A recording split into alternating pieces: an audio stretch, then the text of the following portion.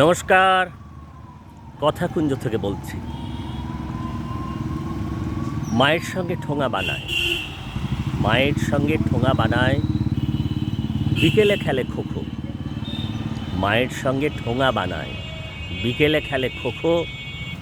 বনগা থেকে বার্লিনে যায়, বনগা থেকে বার্লিনে যায়, সাধ্যি থাকলে রোখো।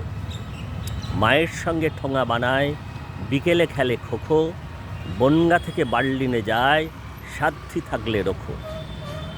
হাত ঝুমঝুম পা ঝুমঝুম, হাত ঝুমঝুম পা ঝুমঝুম, শিয়ারামের খেলা। খেলতে খেলতে সাঁঝের কোলে গড়িয়ে আসে বেলা। হাত ঝুমঝুম পা ঝুমঝুম, শিয়ারামের খেলা। খেলতে খেলতে সাঁঝের কোলে গড়িয়ে আসে বেলা। ভাতের গন্ধে, ভাতের গন্ধে লাফিয়ে ওঠে খিদের নাড়ি ভুঁড়ি। ভাতের গন্ধে লাফিয়ে ওঠে খিদের নাড়ি ভুঁড়ি। বালিকা তবু উজান ভরা স্বপ্ন করে চুরি। খিদের গন্ধে লাফিয়ে ওঠে, ভাতের গন্ধে লাফিয়ে ওঠে খিদের নাড়ি ভুঁড়ি। বালিকা তবু উজান ভরা স্বপ্ন করে চুরি।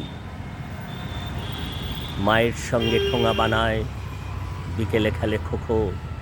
মায়ের সঙ্গে ঠোঙা বানায়, বিকেলে খেলে খোখো। এই মেয়েটির উজান ভরা স্বপ্ন লিখে রেখো। মায়ের সঙ্গে ঠোঙা বানায়, বিকেলে খেলে খোখো। এই মেয়েটির উজান ভরা স্বপ্ন লিখে রেখো। আজকে অনেকদিন পর একটু বাচ্চাদের জন্য, অল্প বয়সী ছেলেমেয়েরা যারা জীবনের নানা ক্ষেত্রে অনেক অসহনীয়তার সঙ্গে লড়াই করছে,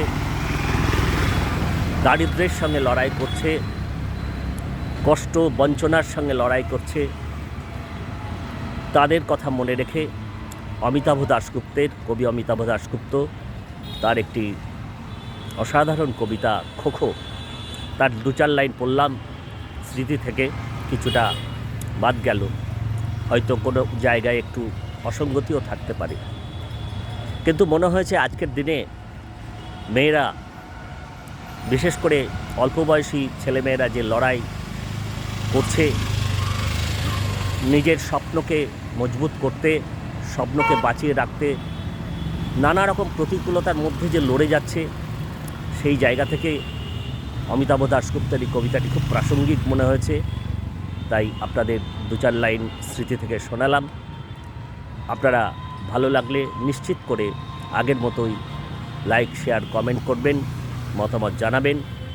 আর আপনারা জানেন সাবস্ক্রাইব করতে কোনো পয়সা কড়ি লাগে না, একটু ভালোবাসার স্পর্শ লাগে। ঠিক আছে, আজকের কথাকুঞ্জ এখানে শেষ করছি। আপনারা সকলে ভালো থাকতে চেষ্টা করবেন। নমস্কার, ধন্যবাদ।